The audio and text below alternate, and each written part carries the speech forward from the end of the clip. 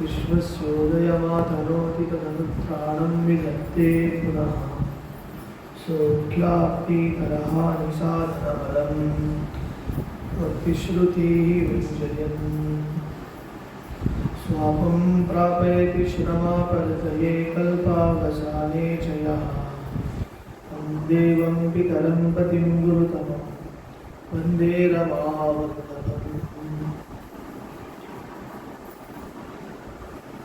नमस्ते प्राणेश प्रणतविभवाय वनिमगा नमस्वामी रामप्रियतमः हनुमन् गुरुगुणा नमः तुभ्यं भीमप्रबलतमकृष्णेष्टभगवन् नमः श्रीमन्मध्वप्रदिश सुदृशं नो जय जय मणिगणवरभूषः पार्वतीष्टाख्यवेशः कलजनकृतदोषः खण्डितात्मीयदोषः सदरुणगिरिवासः शक्रसूर्याद्यदेशः परिहृतभवपाशः पातु मां पार्वतीशः दुर्वादिव्रातमाद्यत्करिवरदमनोद्दाम पञ्चास्य लीला आतन्वन्मोदतीर्थागमगहनपयोराशि मन्थाचलश्रीः विख्यातः कण्ठपल्ली स्थलवरवसतिः श्रीरघुत्तंसनामा दद्यात्वा गर्थबोधं मम परमगुरुः ग्रन्थमेनं विधातुम् नारायणं सुरगुरुं जगदेकनाथं भक्तप्रियं सकललोकनमस्कृतं च त्रैगुण्यवर्जितमजं विभुमाद्यमीशं वन्दे भवग्नम् अमरासुरसिद्धवन्द्यम् नारायणं नमस्कृत्य नरं चैव नरोत्तमं देवीं सरस्वतीं व्यासं ततो ಜಯಮುದೀರೈ. ದೇವರು ಮತ್ತು ದೇವರ ಭಕ್ತರ ಮಹಿಮೆಗಳನ್ನು ಸುಂದರವಾಗಿ ಮತ್ತು ಹೃದಯ ಮುಟ್ಟುವಂತೆ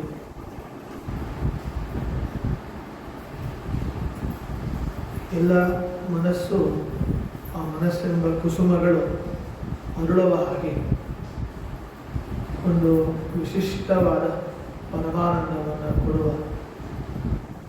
ಮತ್ತು ಈ ಹರಿವಂಶ ಗ್ರಂಥದಲ್ಲಿ ನಮಗೆ ಕೃಷ್ಣ ಭಕ್ತಿ ಅರ್ಥಾತ್ ವಿಷ್ಣು ಭಕ್ತಿ ಅದು ಅವಿರುದ್ಧವಾಗ್ತದೆ.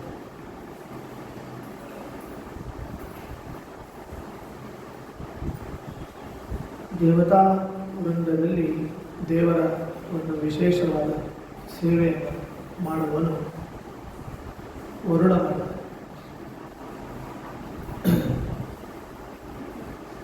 ಅವನು ವರುಣ ದಿಕ್ಪಾಲಕನಾಗಿಯೂ ಕೂಡ ಇದ್ದಾನೆ, ದಿಗ್ದೇವತೆಯಾಗಿಯೂ ವರುಣ ಇದ್ದಾನೆ.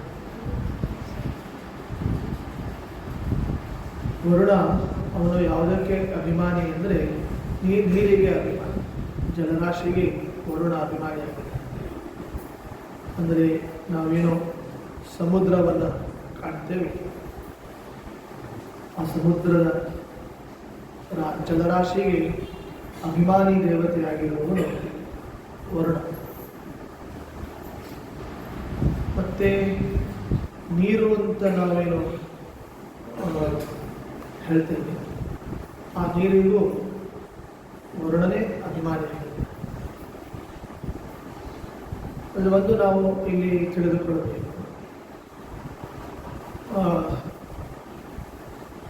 ಮಳೆ ಬರುವಾಗ ನಾವೆಲ್ಲ ಏನು ಭಾವಿಸ್ತೇವೆ ಅಂದರೆ ವರುಣನ ಆರ್ಭಟ, ತುಂಬ ಮಳೆ ಬಂದರೆ, ಮಳೆ ಜೋರಾಗಿ ಬಂದರೆ ಮರುದಿವಸ ಮೀಡಿಯಾದಲ್ಲಿ ಪತ್ರಿಕೆಯಲ್ಲಿ ಏನು ಬರ್ತದೆ, ವರುಣನ ಆರ್ಭಟವಾಯಿತು, ಅವಳಿ ನಗರಗಳಲ್ಲಿ ಹೀಗೆಲ್ಲ. ಆದರೆ ವಾಸ್ತವವಾಗಿ ಮಳೆ ಕೊಡೋದು ವರುಣ ಅಲ್ಲ, ಅವನು ವರುಣ ಕೇವಲ ನೀರಿಗೆ ಅಭಿಮಾನಿ. ಮಳೆ ಯಾರು ಕೊಡ್ತಾರೆ? ಮಳೆಯನ್ನು ಕೊಡೋರು ಯಾರು ಅಂದರೆ ದೇವೇಂದ್ರ. ಹಾಗಾಗಿ ತುಂಬ ಮಳೆ ಆದರೆ, ಮಳೆಯ ಆರ್ಭಟ ಆದರೆ, ಪತ್ರಿಕೆಯಲ್ಲಿ ಆರ್ಭಟಿಸಿದ ದೇವೇಂದ್ರ ಅಂತ ಹೇಳಬೇಕು, ಮಳೆಯ ಆರ್ಭಟಿಸಿದ ವರುಣ ಅಂತ ಹೇಳಲ್ಲ. ಅದಕ್ಕೆ ಕೃಷ್ಣಾವತಾರದಲ್ಲಿ ಶ್ರೀಕೃಷ್ಣ ದೇವರು 7 ದಿನಗಳ ಪರ್ಯಂತ ಏನು ಗೋವರ್ಧನ ಪರ್ವತವನ್ನು ಎತ್ತಿ ಸಪ್ತಾಹ, ಹರಿವಂಶ ಸಪ್ತಾಹ ಅಲ್ಲ, ಭಾಗವತ ಸಪ್ತಾಹ ಅಲ್ಲ, ಯಾವ ಸಪ್ತಾಹ? ಮಳೆ ಸಪ್ತಾಹ, ಆ ವರ್ಷ ಸಪ್ತಾಹ. ವರ್ಷ ಸಪ್ತಾಹದಲ್ಲಿ ಅನುಕ್ಷಣವೂ ಒಂದು ಕ್ಷಣವೂ ಕೂಡ ಬಿಡದೆ ತನ್ನ ಬೆರಳಿನಿಂದ ನಿರಂತರವಾಗಿ ಆ ಮಹಾ ಪರ್ವತವನ್ನು, ಗೋವರ್ಧನ ಪರ್ವತವನ್ನು ಎತ್ತಿ ಹಿಡಿದದ್ದು, ಧರಿಸಿದ್ದು ಅದು ನಮ್ಮ ದೇವರು ಶ್ರೀಕೃಷ್ಣ. ಅದಕ್ಕೆ ಕೃಷ್ಣನಿಗೇನು ಅಂತ ಹೆಸರು? ಗೋವರ್ಧನ ಚಲೋದ್ಧತ ಗೋಪಾಲ ಸರ್ವಪಾಲಕ ಅಂತ. ಅಲ್ಲಿ ಏನು ಮಾಡ್ತಾರೆ? ಗೋಪಾಲವೃಂದ, ಗೋಪಿಯರು, ಗೋಕುಲದ ಎಲ್ಲ ಪ್ರಜೆಗಳು, ವೃಂದಾವನದ ಎಲ್ಲ ಮಂದಿ ಕೃಷ್ಣ ತನ್ನ ಹಸ್ತದಲ್ಲಿ ಧಾರಣೆ ಮಾಡಿದ್ದಾನೆ. ಅದಕ್ಕೆ ಅವನು ನಿರಂತರವಾಗಿ ನಡೆದಿದ್ದಾನೆ. ಅದಕ್ಕೆ ಅವನು ಎಲ್ಲಿ ಆಯಾಸ ಆಗ್ತದೆ ಅಂತ ಹೇಳಿ ತಾವು ಕೋಲುಗಳನ್ನು ತಗೊಂಡು ಹೇಳಿದರು. ಎಲ್ಲಿ ಆಗ್ತದೆ ಕೋಲುಗಳು? ಅದು ಒಂದು ರೀತಿಯಲ್ಲಿ ಕೃಷ್ಣನಿಗೆ ಸೇವೆ ಆಯಿತು ಹೊರತು ಅದನ್ನು ಬ್ರಹ್ಮಾಂಡವನ್ನು ಧರಿಸಿದ ಕೃಷ್ಣನಿಗೆ, ಇಡೀ ವಿಶ್ವವನ್ನೇ ಜಗತ್ತನ್ನೇ ಧಾರಣೆ ಮಾಡಿದ ಶ್ರೀಕೃಷ್ಣನಿಗೆ ಇದೊಂದು ಅಫ್ಟ್ರಾಲ್ ಈ ಗೋವರ್ಧನ ಎಲ್ಲಿ. ಹಾಗಾಗಿ ಗೋವರ್ಧನ ಪರ್ವತವನ್ನು ಧರಿಸಿದ್ದು ಶ್ರೀಕೃಷ್ಣ. ಆ ಸಮಯದಲ್ಲಿ ಗುಡುಗಿದ್ದು ಮತ್ತು ಸಿಡಿಲು ಮಾಡಿದ್ದು, 7 ದಿವಸ ನಿರಂತರ ಧಾರಾಕಾರವಾಗಿ ಎಡೆ ಬಿಡದೆ ಮಿಂಚು ಮತ್ತು ಗುಡುಗು, ಸಿಡಿಲು ಎಲ್ಲ ಮಾಡಿ ಆನೆಯ ಸೊಂಡಿಲಿನ ಗಾತ್ರದಷ್ಟು ಒಂದೊಂದು ಹನಿ, ಅದು ಹೇಗಿರ್ತದೆ ನೀವು ಇಮ್ಯಾಜಿನ್, ಅಷ್ಟು ಮಳೆಯನ್ನು 7 ದಿವಸಗಳ ಪರ್ಯಂತ ಸುರಿಸಿದವನು ಯಾರು? ಸುರಿಸಿದ ಮೇಲೆ ಮುಖ, ಆ ಸುರಿಸಿದವನ ಮುಖ ಕಪ್ಪಿಟ್ಟಿತು. ಎಷ್ಟು ಮಳೆ ಸುರಿಸಿದರೂ ಕೂಡ ಇಡೀ ಭೂಮಿ, ಅಲ್ಲಿರುವ ಇತರ ಭೂಮಿ ಜಲಾವೃತವಾಯಿತು ಹೊರತು ಕೃಷ್ಣ ಧಾರಣೆ ಮಾಡಿದ ಗೋವರ್ಧನ ಪರ್ವತದ ಒಂದು ಭಾಗ ಮಾತ್ರ ಸುರಕ್ಷಿತ, ಸೇಫ್ ಆಗಿತ್ತು. ಹಾಗಾಗಿ ಇದನ್ನು ನೋಡಿ ಮುಖ ಕಪ್ಪಿಟ್ಟಿತು. ಯಾರದ್ದು? ದೇವಿ. ಮಳೆ ಸುರಿಸಿ ಸುರಿಸಿ ಸುರಿಸಿ ಏನಾಯಿತು? ವಾಟರ್ ಬ್ಯಾಗ್ ಖಾಲಿ ಆಯಿತು. ಇನ್ನೆಲ್ಲಿ ನೀರು ತರ್ತಾನೆ?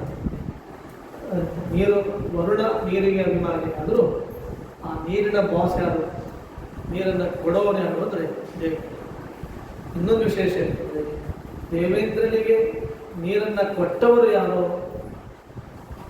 ಇರಿಗೇಷನ್ ಡಿಪಾರ್ಟ್ಮೆಂಟನ್ನು ಕೊಟ್ಟವರು ಯಾರು ಅಂದರೆ ಇವರು ಬಾಸೊಬ್ಬ ಇದ್ದಾನೆ, ನಾರಾಯಣ, ಅವನೇ ಕೃಷ್ಣ.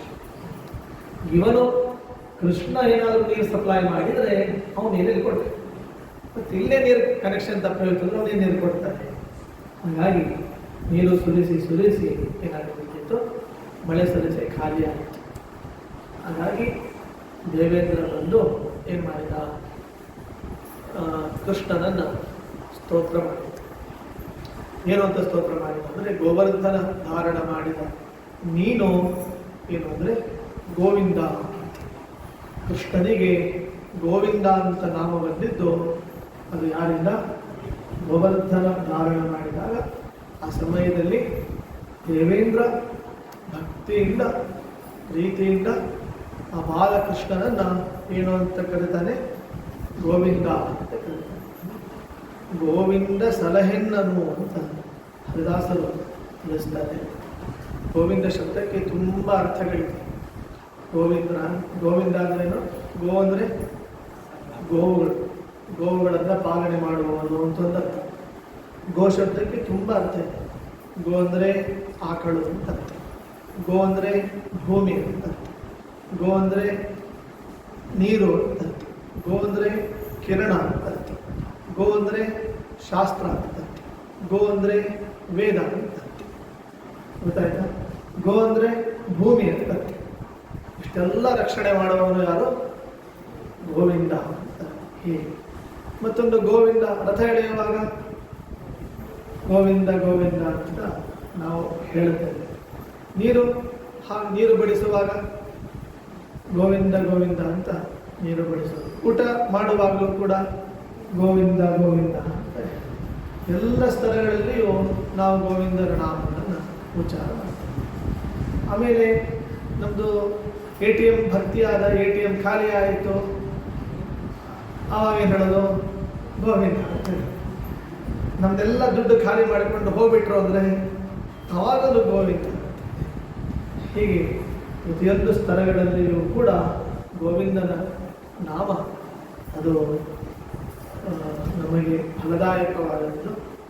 ಆದ್ದರಿಂದ ನಾವು ಊಟಕ್ಕೆ ಕುಳಿತಾಗ ಗೋವಿಂದನ ನಾಮಸ್ಮರಣೆ ವಿಶೇಷವಾಗಿ ಗೋಕೋಟಿ ದಾನಂ, ಇದೊಂದು ಶ್ಲೋಕ ಇದೆ.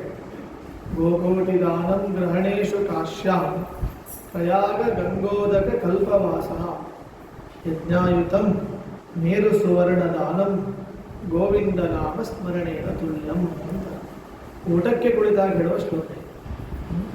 ಇನ್ಮೇಲಿಂದ ಎಲ್ಲರೂ ನೆನಪು ಮಾಡಿಕೊಂಡು ಈ ಶ್ಲೋಕ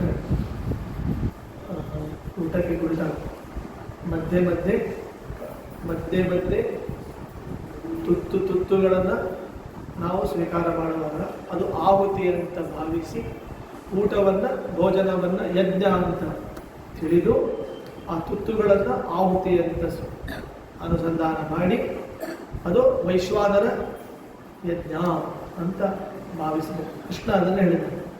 ಭೋಜನ ಅನ್ನೋದು, ಊಟ ಅನ್ನೋದು ಅದು ಕೇವಲ ಹೊಟ್ಟೆಯನ್ನು ತುಂಬಿಸುವ ಕೆಲಸ ಅಲ್ಲ, ಕಾರ್ಯಕ್ರಮ ಅಲ್ಲ. ಜನ ಎಷ್ಟೋ ಮಂದಿ ಏನು ಭಾವಿಸಿರ್ತಾರೆ, ಊಟ ಅಂದರೆ ಅದು ಹೊಟ್ಟೆ ತುಂಬಿಸುವ ಕಾರ್ಯಕ್ರಮ ಅಂತ ಭಾವಿಸಿರ್ತಾರೆ. ಅದಷ್ಟೇ ಅಲ್ಲ, ಕೃಷ್ಣ ಹೇಳ್ತಾನೆ, ಹರಿವಂಶವೂ ಕೂಡ ಹೇಳ್ತಾರೆ, ಭೋಜನ ಊಟ ಅಂದರೆ ಇಟ್ ಈಸ್ ಆ್ಯಕ್ಚುಲಿ ಅದು ಏನೋ ಯಜ್ಞ. ಯಾವ ಯಜ್ಞ? ವೈಶ್ವಾನರ ಯಜ್ಞ.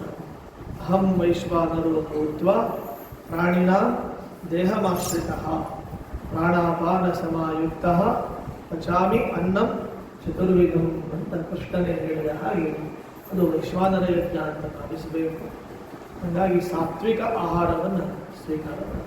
ಹರಿವಂಶ ತುಂಬ ಚೆಂದ ಹೇಳಿ, ಸಾತ್ವಿಕ ಆಹಾರ ದೇವರಿಗೆ ನೈವೇದ್ಯ ಮಾಡಿ ನಾವು ಸ್ವೀಕಾರ ಮಾಡಿ.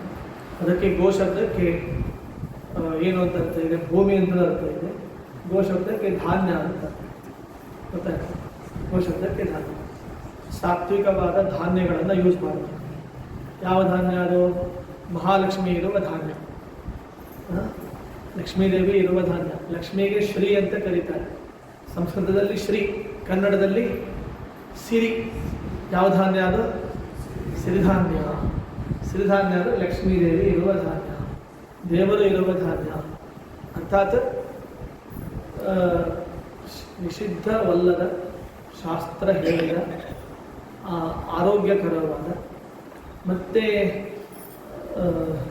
ದುರ್ಗಂಧ ಇಲ್ಲದೇ ಇರುವ ಮತ್ತು ಪ್ರಚೋದನಾತ್ಮಕವಲ್ಲದ ಆಹಾರವನ್ನು ಶುದ್ಧ ಆಹಾರ ಅಂತ ಕರೀತಾರೆ. ಅಂಥ ಆಹಾರವನ್ನು ನಾವು ಭೋಜನ ಮಾಡಬೇಕು. ಅರ್ಥ ಆಯ್ತಲ್ಲ? ಅಂಥ ಆಹಾರವನ್ನು ಭೋಜನ ಮಾಡಬೇಕು ಅಂದರೆ ಏನು ಬಿಡಬೇಕು ಅಂತ ಅರ್ಥ ಆಗ್ತದೆ. ದುರ್ಗಂಧಮಯವಾದ, ಶಾಸ್ತ್ರದಲ್ಲಿ ನಿಷಿದ್ಧವಾದ, ಶಾಸ್ತ್ರ ನಿಷೇಧ ಮಾಡಿದ ಆಹಾರಗಳನ್ನು ನಾವೇನು ಮಾಡಬೇಕು? ಅದನ್ನು ತ್ಯಾಗ ಮಾಡಬೇಕು. ಅಂದರೆ ಫಲವಿದು ಬಾಳದುದಕ್ಕೆ ಸಿರಿ ನಿಲಯನ ಗುಣಗಳ ತಿಳಿದುವುದಕ್ಕೆ ಮೇನ್ ಏನು ಬಿಡಬೇಕು ಅಂದರೆ ಎರಡಂತೂ ಬಿಟ್ಬಿಡ್ಬೇಕು. ಎರಡು, ಒಂದು ಚಂಡ ಒಂದು ಮುಂಡ ಎರಡಿವೆ, ಅದನ್ನು ಬಿಡ. ಚಂಡಾಸುರ ಮುಂಡಾಸುರ ಅಂತ ಬಿಡಿದ್ದಾರೆ, ಅಥವಾ ರಾವಣ ಕುಂಭಕರ್ಣ ಅಂತ ಬಿಡಿದ್ದಾರೆ, ಅಥವಾ ದುರ್ಯೋಧನ ದುಶ್ಯಾಸನ ಅಂತ ಇಬ್ಬರಿದ್ದಾರೆ. ಗೊತ್ತಾಯ್ತಾ? ಅವರಿಬ್ಬರನ್ನು ಬಿಡಬೇಕು. ಫಸ್ಟ್ ಆಹಾರದಲ್ಲಿ ದುರ್ಯೋಧನ ದುಶ್ಯಾಸನ ಯಾರು, ಆಹಾರದಲ್ಲಿ ರಾವಣ ಕುಂಭಕರ್ಣರು ಯಾರು, ಆಹಾರದಲ್ಲಿ ಚಂಡಮುಂಡರು ಯಾರು ಅಂದರೆ ಯಾರು? ಆನಿಯನ್ ಗಾರ್ಲಿಕ್, ಒಂದು ಈರುಳ್ಳಿ ಮತ್ತೊಂದು ಬೆಳ್ಳುಳ್ಳಿ, ಇವೆರಡು ಏನಿವೆ ಡೇಂಜರಸ್, ನಮ್ಮ ದುರ್ಗಂಧಮಯ. ಆ್ಯಕ್ಚುಲಿ ದುರ್ಗಂಧ, ಅದು ದುರ್ಗಂಧ, ಒಂದಕ್ಕಿಂತ ಒಂದು ದುರ್ಗಂಧ. ಒಂದು ಬೇಕು ಒಂದು ಬೇಡ ಅಂತ ನಮಗಿಲ್ಲ. ಇದು ದುರ್ಗಂಧ, ಅದು ದುರ್ಗಂಧ, ಅದು ದುರ್ಗಂಧ, ಅಲ್ಲಿರುವ ಅದು ಇರುವ ಮನೆಯೂ ದುರ್ಗಂಧ, ಮನೆಯಲ್ಲಿ ತಿನ್ನುವವರು ದುರ್ಗಂಧ, ದೇಹವೂ ದುರ್ಗಂಧ, ಇಡೀ ಪರಿಸರವೂ ದುರ್ಗಂಧ. ಆದ್ದರಿಂದ ದುರ್ಗಂಧಮಯವಾದ ಶಾಸ್ತ್ರ ನಿಷಿದ್ಧ ಮಾಡಿ ಅದೆಲ್ಲ ಯಾರಿಗೆ ಅಂದರೆ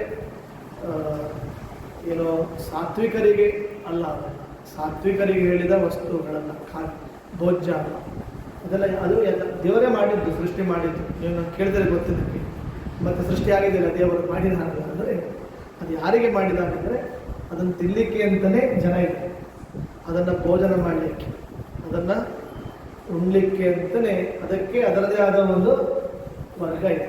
ಅವರು ಅದನ್ನು ಉಣ್ಣಬೇಕು. ಯಾಕೆಂದರೆ ಅವ್ರಿಗೆ ಸ್ಟೆಮಿನಾ ಬೇಕಾಗ್ತದೆ, ಶಕ್ತಿ ಬೇಕಾಗ್ತದೆ, ಮತ್ತು ಭಾರದ ವಸ್ತುಗಳನ್ನೆಲ್ಲ ಅವ್ರು ಎತ್ತಬೇಕಾಗ್ತದೆ, ಮತ್ತು ಶಾರೀರಿಕವಾದ ಫಿಸಿಕಲಿ ಅವ್ರ ಕೆಲಸಗಳನ್ನೆಲ್ಲ ಮಾಡಬೇಕಾಗ್ತದೆ. ಅಂಥವರಿಗೆ ದೇವರು ಸೃಷ್ಟಿ ಮಾಡಿದ್ದು ಹೊರತು ನಾವೆಲ್ಲ ನಮಗೆ ಬೇಕಲ್ಲ. ನಾವೇನು ಚೇರ್ ಪರ್ಸನ್ಸ್ ನಾವೆಲ್ಲ ಅಂದರೆ ಕುರ್ಚಿ ಮೇಲೆ ಕುಳಿತು ಫ್ಯಾನಲ್ಲಿ ಕೆಳಗೆ ಕುಳಿತುಕೊಂಡು ಕೆಲಸ ಮಾಡುವಂಥವ್ರು. ತತ್ರಾಪಿ ವಿಶೇಷವಾಗಿ ಬ್ರಾಹ್ಮಣರಿಗಂತೂ ಇದು ಬೇಡವೇ ಬೇಡ. ಯಾಕೆಂದರೆ ಬ್ರಾಹ್ಮಣರೇನು ಅಂತಾರೆ, ಫಿಸಿಕಲ್ ಏನು ಕೆಲಸ ಮಾಡೋದಿಲ್ಲ. ಎಲ್ಲರೂ ಹೇಳ್ತಾರೆ ಬ್ರಾಹ್ಮಣರ ಕೆಲಸ ಏನು ಅಂದರೆ ಬುದ್ಧಿಕ ಕೆಲಸ, ಬೌದ್ಧಿಕ ಕೆಲಸವನ್ನೇ ಮಾಡ್ತಾರೆ. ಅದು ಬಿಟ್ಟು ಏನು ಮಾಡ್ತಾರೆ? ಇಲ್ಲಿ ನಾವೇ ಎಷ್ಟು ಜನ ಬ್ರಾಹ್ಮಣರಿದ್ದಾರೆ. ನಾನಂತೂ ಶಾರೀರಿಕವಾಗಿ ಏನೂ ಮಾಡೋದು, ವಾಕಿಂಗ್ ಮಾಡೋದು ಬಿಟ್ಟರೆ, ಸಂಧ್ಯಾವಂದನ ಪ್ರಾಣಾಯಾಮ, ಮನೆಯಿಂದ ಇಲ್ಲಿಗೆ ಇಲ್ಲಿಂದ ಅಲ್ಲಿಗೆ ಸಂಚಾರ ಮಾಡೋದು ಬಿಟ್ಟರೆ ಫಿಸಿಕಲಿ ನಮ್ಮ ಕಡೆಯಿಂದ ಏನಾಗೋದಿಲ್ಲ. ಫಿಸಿಕಲಿ ದೈಹಿಕವಾಗಿ ಮಾಡೋದು ಬೇರೆ ಜನ ಇದೆ. ದೈಹಿಕ ಶ್ರಮವನ್ನು ವಹಿಸಿ ಅದನ್ನು ದೊಡ್ಡ ದೊಡ್ಡ ಕೆಲಸಗಳನ್ನು ಮಾಡುವವರು ಜನ ಇದೆ. ನೋಡಿ, ಅಯೋಧ್ಯ ರಾಮನಗರಿ ನಮ್ಮ ನಿರ್ಮಾಣ ಮಾಡಿದ್ರು. ಯಾರು ಮಾಡಿದ್ರು? ನಾವು ಮಾಡಿದ್ರು. ರಾಮ ಮಂದಿರ ನಾವು ಕಟ್ಟಿದ್ರು. ನಾವು ಬರೀ ಹೇಳಿದಷ್ಟೇ, ನಿರ್ಮಾಣ ಆದರೆ ಸಂತೋಷ ಆಗ್ತದೆ ಅಂತ ಹೇಳಿ. ಅದು ಶ್ರಮ ಹಾಕಿದ್ಯಾರು, ಅದರ ಎಫರ್ಟ್ ಹಾಕಿದ್ಯಾರು, ಕಟ್ಟಿದ್ದು ಯಾರು, ಅದರದ್ದೇ ಆದ ಜನ ಇದ್ದಾರೆ. ಯಾರು?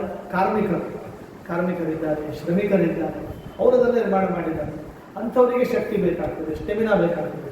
ಅವ್ರಿಗೆ ಸ್ಟೆಮಿನಾ ಬೇಕು ಅಂದರೆ ಅವರು ಮತ್ತು ನೀವು ತಿನ್ನೋಂಗೆ ಸೌತೆಕಾಯಿ, ಆಮೇಲೆ ಪಡೋಲಕಾಯಿ, ಆಮೇಲೆ ಮತ್ತೆ ಬೆಂಡೆಕಾಯಿ, ಅವೆಲ್ಲ ಅವರಿಗೆ ಅದು ಆಗೋದಿಲ್ಲ. ಅವ್ರಿಗೇನು ಬೇಕಾಗ್ತದೆ? ಇದು ಬೇಕು. ಅದು ದೇವರ ಒಂದು ಗುಣಧರ್ಮವನ್ನು ಅಲ್ಲಿ ಇಟ್ಟಿದ್ದಾರೆ. ಆದ್ದರಿಂದ ಅಂಥವರಿಗೆಲ್ಲ, ಶ್ರಮಿಕರಿಗೆಲ್ಲ, ಕಾರ್ಮಿಕರಿಗೆಲ್ಲ, ಆ ವರ್ಗಕ್ಕೆಲ್ಲ ಬೇಕಾಗ್ತದೆ ಅಂತ ಹೇಳಿ ಅವರಿಗೆ ದೇವರು ಮಾಡಿಟ್ಟಿದ್ದಾನೆ ಹೊರತು ತತ್ರ ವಿಶೇಷವಾಗಿ ಈ ಏನು ಸಂಧ್ಯಾವಂದನ ಮಾಡೋರಿದ್ದಾರೆ, ಜಪದಪಾನುಷ್ಠಾನ ಮಾಡೋರಿದ್ದಾರೆ, ಮತ್ತು ಗೌರಿ ಪೂಜೆ ಮಾಡೋರಿದ್ದಾರೆ, ಇಂಥವರಿಗೆಲ್ಲ ಇವೆರಡು ಏನು ಮಾಡಬೇಕು? ವರ್ಜ್ಯ ಮಾಡಬೇಕು. ಇವೆರಡನ್ನ ಏನು ಮಾಡಬೇಕು ಅಂದರೆ, ನಾನು ಹೇಳೋದು ಹರಿವಂಶ ಹೇಳಿದ್ರೆ ಬ್ಯಾನ್ ಮಾಡಬೇಕು. ಹರಿವಂಶದ ಪ್ರಕಾರ ಅವರಿಗೆಲ್ಲ ಮತ್ತೆ ನಮ್ಮ ವರ್ಗದವರಿಗೆ ನಿರಂತರ ಪಾಠ ಪ್ರವಚನ ಮಾಡುವವರಿಗೆ, ಸಂಧ್ಯಾವಂದನ ಪೂಜಾದಿಗಳನ್ನು ಮಾಡುವವರಿಗೆ, ಸದಾಚಾರ ನಿಷ್ಠರಿಗೆ ಏನು ಮಾಡಬೇಕು ಅಂಥವರಿಗೆಲ್ಲ ಇದು ಎರಡು ಬ್ಯಾನ್. ನಿಮಗೊಂದು ವಿಶೇಷ ಗೊತ್ತಾ?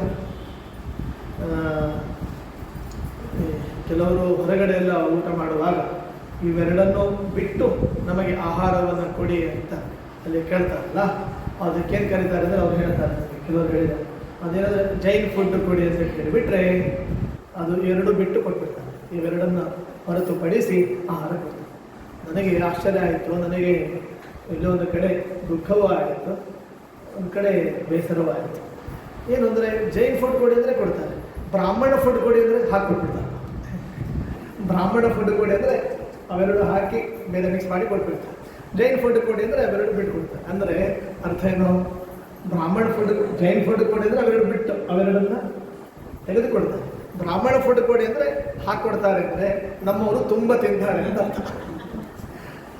ನಮ್ಮವರೇ ಅದು ಅವ್ರು ಹೇಳ್ತಾರೆ, ಅವರೇ ಹೊರಗೆ ಹೇಳ್ತಾರೆ, ಇದು ಯಾಕೆ ತುಂಬ ಹೆಚ್ಚು ಹೆಚ್ಚು ಮಾರಾಟ ಆಗ್ತಾ ಇದೆ ಅಂದರೆ ನಿಮ್ಮವರೇ ತುಂಬ ತಿಂತಾರೆ ಆದ್ದರಿಂದ ಇದು ಸೇಲು ಜಾಸ್ತಿ ಇದೆ ಅಂತ ಹೇಳ್ತಾರೆ. ಹಾಗಾಗಿ ಇವೆರಡು ಏನು ನಿಷಿದ್ಧವಾದ ವಸ್ತುಗಳಿವೆ ಅದನ್ನು ತ್ಯಾಗ ಮಾಡಿದಾಗ ಮಾತ್ರ ಹರಿವಂಶ ಹೇಳಿದ್ದು ಕೇಳಿದ್ದು ಭಾಗವತಾದಿಗಳನ್ನು ಶ್ರವಣ ಮಾಡಿದ್ದು ಸಾರ್ಥಕ. ಯಾಕೆಂದರೆ ನಮ್ಮ ಇಂದ್ರಿಯ ಶುದ್ಧ ಇರಬೇಕು, ಹೃದಯ ಚೆನ್ನಾಗಿರಬೇಕು, ಮನಸ್ಸು. ಯಾಕೆಂದರೆ ಆಹಾರದಿಂದಲೇ ರಕ್ತ, ಆಹಾರದಿಂದಲೇ ಮಾಂಸ, ಆಹಾರದಿಂದಲೇ ಅಸ್ಥಿ, ಆಹಾರದಿಂದಲೇ ಮತ್ತೆ ಬುದ್ಧಿ, ಆಹಾರದಿಂದಲೇ ಮನಸ್ಸು. ಮತ್ತು ನಾವು ಯಾವ ರೀತಿಯ ಆಹಾರವನ್ನು ಸ್ವೀಕಾರ ಮಾಡ್ತೇವೆ ಅದು ಆಟೋಮೆಟಿಕ್ ಆಗಿ ಆ ಆಹಾರ ಏನಾಗ್ತದೆ. ಸಾತ್ವಿಕ ಆಹಾರ ತಗೊಂಡ್ರೆ ಮನಸ್ಸು ಸಾತ್ವಿಕ ಆಗ್ತದೆ, ರಾಜಸ ಆಹಾರವನ್ನು ತಗೊಂಡ್ರೆ ಅದು ಮನಸ್ಸು ರಾಜಸ ಆಗ್ತದೆ, ತಾಮಸ ಆಹಾರ ಅಂದರೆ ಅದು ಮನಸ್ಸು ಬುದ್ಧಿ ತಾಮಸ ಆಗ್ತದೆ. ಆದ್ದರಿಂದ ಇದನ್ನು ನಾವೇನು ಮಾಡಬೇಕು? ದಯಮಾಡಿ ಕೃಷ್ಣ ಹೇಳಿದ್ದಾರೆ, ದೇವರು ಹೇಳಿದ್ದು, ನಾನು ಹೇಳಿದಂತೂ ಭಾವಿಸಬೇಕು. ಕೃಷ್ಣ ಹೇಳಿದ್ದು, ದೇವರು ಹೇಳಿದ್ದು. ಹರಿವಂಶ ಶ್ರವಣ ಮಾಡುವಾಗ ಒಂದು ಪ್ರತಿಜ್ಞೆ ಮಾಡ್ಕೊಂಡು ಬಿಡಬೇಕು. ಯಾರಿಲ್ಲ ಅಕಸ್ಮಾತ್ ಇದ್ದರೆ ಏನು ಮಾಡಬೇಕು? ಇನ್ನು ಬ್ಯಾನ್, ನಮ್ಮ ಜೀವನದಲ್ಲಿ ಇವೆರಡು ಬ್ಯಾನ್ ಆಗ್ತದೆ ಅಂತ. ಒಂದು ದುರ್ಯೋಧನ, ಅವೆರಡೂ ಇವೆ ಅಂದರೆ ತಿಳ್ಕೊಂಡ್ಬಿಡಿದ್ರು. ಅವೆರಡೂ ಮನೆಯಲ್ಲಿ ಇವೆ ಅಂದರೆ ದುರ್ಯೋಧನ ಇದ್ದಾನೆ, ದುಶ್ಯಾಸನ ಇದ್ದಾನೆ ಅಂತ ಅರ್ಥ. ಅವರಿಬ್ಬರು ಅವೆರಡೂ ಇವೆ ಅಂದರೆ ಯಾರಿದ್ದಾರೆ ಅಂತ ಅರ್ಥ? ರಾವಣ ಕುಂಭಕರ್ಣ ಇದ್ದಾರೆ ಅಂತ ಅರ್ಥ. ಹಾಗಾಗಿ ಅವರಿಬ್ಬರು ಇದ್ದಾರೆ ಅಂದರೆ ಶೂರ್ಪನಖಿಯು ಇದ್ದಾಳೆ, ತಾಟಕಿನೂ ಇದ್ದಾಳೆ ಅಂತ ಅರ್ಥ. ಹಾಗಾಗಿ ಅವೆರಡನ್ನೂ ವರ್ಜನ ಮಾಡಿ ದುರ್ಗಂಧಮಯವಾದ ವಸ್ತುಗಳು ಅಂತೇನಿವೆ ಪದಾರ್ಥಗಳು ಮತ್ತು ಮಾಡಲಿಕ್ಕಾಗೋದು ನೋಡಿ. ದೇವರಿಗೆ ನಾವು ಹುಳಿ ಸಮರ್ಪಣೆ ಮಾಡ್ತೀವಿ, ಕೋಸಂಬರಿ ಸಮರ್ಪಣೆ ಮಾಡ್ತೀವಿ, ಪಲ್ಯ ಸಮರ್ಪಣೆ ಮಾಡ್ತೀವಿ, ವ್ಯಂಜನಾದಿಗಳನ್ನು ಸಮರ್ಪಣೆ ಮಾಡ್ತೀವಿ, ದಧ್ಯನ್ನ, ಕ್ಷೀರಾನ್ನ ಮತ್ತು ಗುಡಾನ್ನ ಎಲ್ಲ ಸಮರ್ಪಣೆ ಮಾಡ್ತೀವಿ.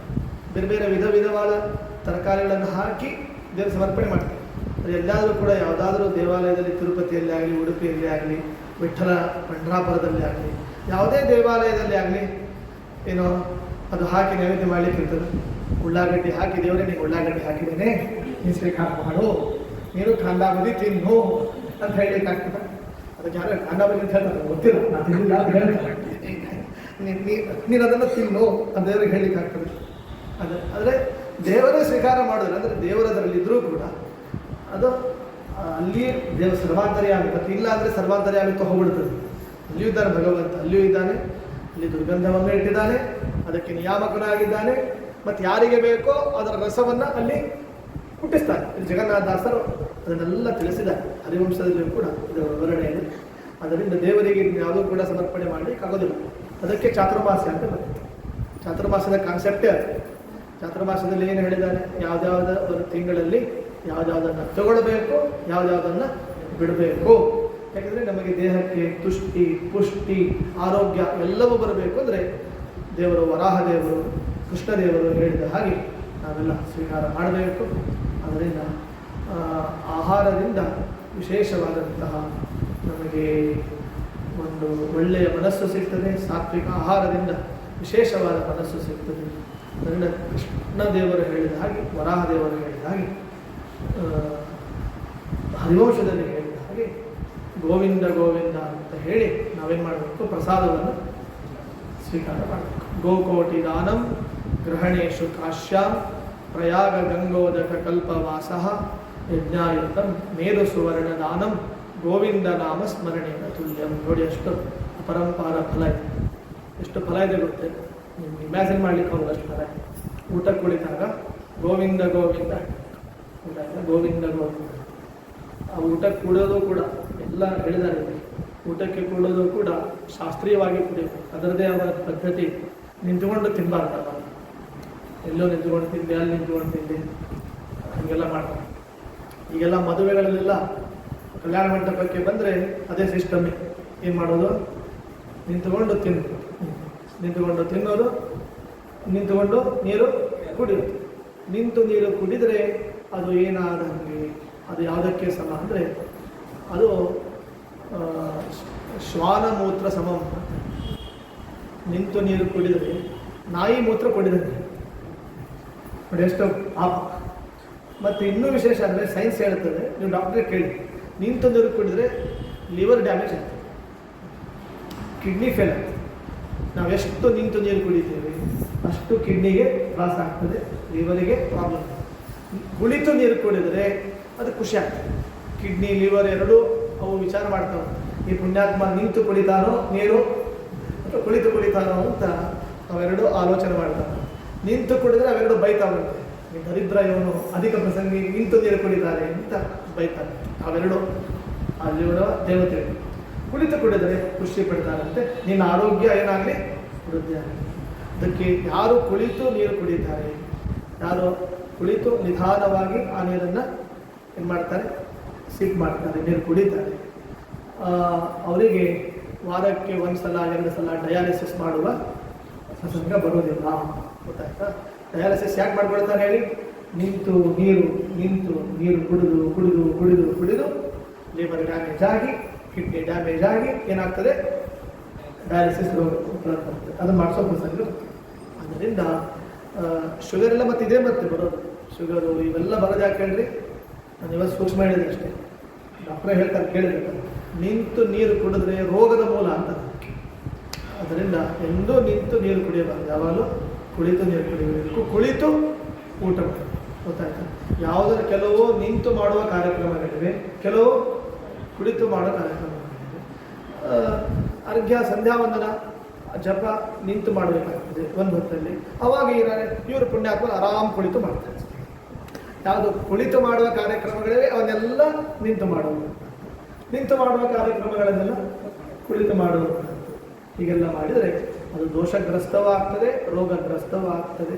ಅದರಿಂದ ಹಲವಿದು ಬಾಳುವುದಕ್ಕೆ ಸಿರಿನಿಲಯನ ಗುಣಗಳ ತಿಳಿದು ಹೇಳ್ತಾರೆ, ತಿಳಿದು ಭಜಿಸುವುದಕ್ಕೆ ಶ್ರದ್ಧೆಯ ಉಪನಿಷದ ವೀರ್ಯವತ್ತರ ಭವತಿ. ಶ್ರದ್ಧೆಯಿಂದ ಮಾಡಬೇಕು ಆ ಕರ್ಮಗಳನ್ನು. ಮತ್ತೆ ಮಾಡಬೇಕು. ಹೇಗೆ ಮಾಡಬೇಕು? ತಿಳ್ಕೊಂಡು ಮಾಡಬೇಕು. ಉಪನಿಷದ ಸುಮ್ಮನೆ ಮಾಡೋದಲ್ಲ, ತಿಳ್ಕೊಂಡು ಶ್ರದ್ಧೆಯಿಂದ ಮಾಡಿದಾಗ ಅದು ವೀರ್ಯವತ್ತರ ಭವತಿ. ಅದು ಪ್ರಬಲ ಆಗ್ತದೆ, ವೀರ್ಯವತ್ತರ ಆಗ್ತದೆ, ಶಕ್ತಿ ಬರ್ತದೆ. ಅದರಿಂದ ನಾವು ಏನೇನೋ ಆಹಾರ ಇದೆ ಅದನ್ನು ಊಟವನ್ನು ಮಾಡುವಾಗ, ಆಹಾರವನ್ನು ಭೋಜನ ಮಾಡುವಾಗ ಜಗನ್ನಾಥದಾಸರು ಹೇಳಿದಾರಲ್ಲ, ಹರಿವಂಶದಲ್ಲೆಲ್ಲ ಬರ್ತದೆ. ಅದಕ್ಕೆ ಸಾರಭೂತದಲ್ಲಿ ಹೇಳ್ತಾ ಇದ್ದಾರೆ.